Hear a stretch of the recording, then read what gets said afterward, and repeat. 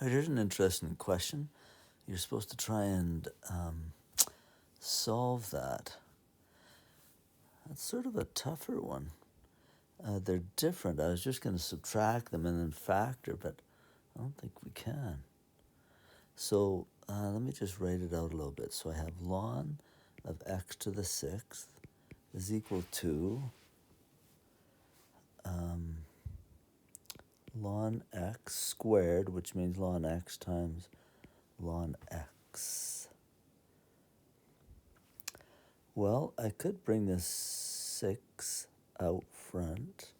So I could call that 6 ln x is equal to ln x ln x. And maybe why don't I bring this one over to this side? So I'll have 0 is equal to ln x minus 6 ln x. And there I could factor out a ln x. So I'd have ln x factored out, leaving me with ln x minus 6. Is equal to 0. And now I've got a product that is equal to 0. So ln x equals 0, or ln x minus 6 is equal to 0. And then the ln x always messes me up when I'm trying to solve that. So I usually change it to log base e of x is equal to 0. So this would be e to the 0. Whoops. Not sure why I wrote x.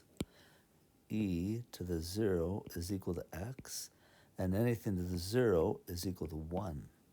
So I get 1 there, and then on this side I get ln x is equal to 6 if I add 6 to both sides.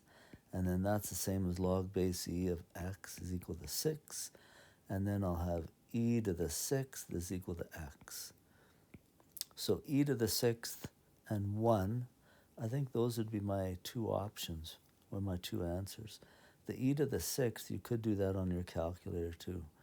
So whatever e to the x button is, so e to the 6th, and figure out what the number is. I think that's probably how I'd solve that question.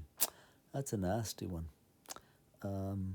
Don't expect one like that on in the exam, although I do like the question.